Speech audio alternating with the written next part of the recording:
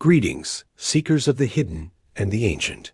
Welcome to Ancient Chronicles AI, where forgotten worlds, sacred mysteries, and cosmic truths come alive through AI-driven storytelling.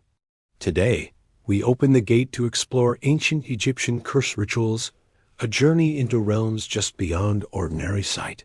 Prepare your mind, steady your spirit, and step with me into the unknown. In the ancient land of Kemet, the Egypt of pharaohs, priests, and pyramids, death was not an ending. It was a kingdom, a realm ruled by gods, guarded by spirits, and governed by laws older than the Nile itself. The Egyptians believed that every person carried three essential parts: the Ka, the life force; the Ba, the wandering soul; and the Ren, the name, the identity. To harm any of these was to destroy a person completely. And so, in a world where the afterlife was everything, the greatest fear was not death, but erasure.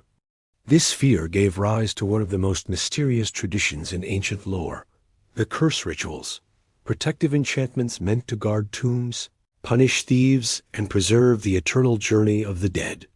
These rituals were not spells in the modern sense. They were symbolic, psychological, and spiritual safeguards woven into the very architecture of Egyptian belief. And their stories echo across millennia. Our tale begins in the reign of a forgotten pharaoh, a pale-skinned Egyptian noble of the old dynasties, his features carved in stone with regal calm. His name has been lost to time, erased by sand and conquest, but his tomb remained. Hidden deep in the Valley of Kings, sealed beneath layers of limestone, guarded by statues of jackal-headed Anubis, the tomb was said to contain treasures beyond imagination. And a curse whispered through the ages. The villagers of Wasit spoke of strange lights flickering near the cliffs at night, of jackals gathering in unnatural silence, of winds that carried voices not meant for mortal ears. Few dared approach the tomb. But greed is a powerful force, and one night it drew a band of tomb robbers to the valley. They were 5 men, rough, desperate, and hungry for gold. Their leader, Karim, was a tall, sharp-eyed man with a scar across his cheek. He had heard rumors of the pharaoh's treasure and believed the curse to be nothing more than superstition.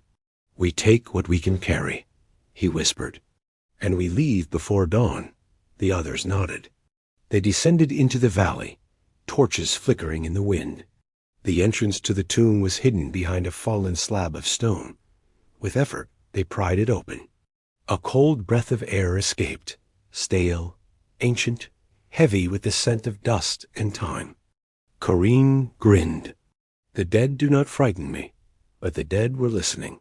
Inside the tomb, the walls were covered in hieroglyphs, rows of symbols carved with precision. The robbers could not read them, but the meaning was clear: a warning. The Egyptians believed that words held power. To write something was to make it real. To carve it in stone was to bind it forever. Many tombs contained written curses, not as magical spells, but as psychological barriers, threats meant to terrify intruders. One inscription read, "Whoever enters this tomb uninvited, may the desert swallow his breath. May his name be forgotten. May his Ka wander without rest." Another, "May the crocodile devour him. May the serpent coil around his shadow. May the scorpion sting his sleep." The robbers laughed nervously. "Just words," Karim said. But the air grew colder. Deeper inside, the robbers found statues of protective deities. Anubis, guardian of the dead; Sekhmet, the lioness of vengeance; Thoth, keeper of knowledge; Horus, the falcon-eyed protector. These statues were not idols. They were symbols of guardianship, placed to remind intruders that the dead were not alone. The Egyptians believed that the gods watched over the tombs, not through supernatural violence, but through the weight of belief, the fear that wrongdoing would bring divine retribution. Karim scoffed. "Stone cannot harm us." But one of the robbers, a young man named Neshu, felt uneasy. "The eyes," he whispered. "They follow us." Karim ignored him. They pressed on. The robbers reached a fork in the corridor. Left or right? The Egyptians were masters of deception. They built false passages, dead ends, and traps, not to kill, but to confuse and deter. Karim chose the left path. It led to a chamber filled with pottery, scrolls, and statues, offerings for the afterlife. The robbers smashed the jars, scattering ancient grains across the floor. Neshu hesitated. "We should not disturb these," Karim snarled. "Take what you can." But the chamber was not the treasure room. It was a ritual decoy, a place meant to mislead thieves, and the real curse was waiting. At the heart of the tomb lay the sarcophagus, a massive stone coffin carved with the pharaoh's likeness. His name was inscribed in a cartouche, surrounded by protective spells. The Egyptians believed that the Ren, the name, was the key to immortality. To erase a name was to destroy a soul. Karim approached the sarcophagus. "Open it," he ordered. The men pried off the lid. Inside lay the mummy, wrapped in linen, adorned with amulets, its face covered by a golden mask. Karim reached for the mask. Neshu grabbed his arm. "Stop. His name is here." "If we disturb it," Karim shoved him aside. "His name means nothing now, but the name meant everything. For in Egyptian belief, to violate a tomb was to attack the soul itself, and the soul would defend itself." As Karim lifted the mask, a gust of cold air swept through the chamber. The torches flickered. The shadows lengthened. The hieroglyphs on the walls seemed to shimmer. Neshu backed away. "We must leave." But the others were entranced by the gold. Then, a sound. A whisper. Not from the robbers. Not from the wind. From the darkness. The robbers froze.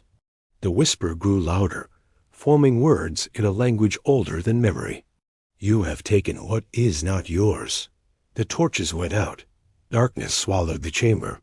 The robbers screamed. When the villagers found the tomb days later, they discovered the robbers outside, alive, but shaken beyond reason. They babbled of voices, shadows, and visions of the pharaoh rising from his sarcophagus. But the truth was simpler. The curse was not supernatural. It was psychological.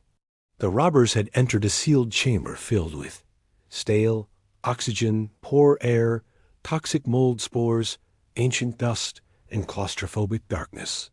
Combined with fear, guilt, and the power of suggestion, their minds created the rest. The Egyptians understood this.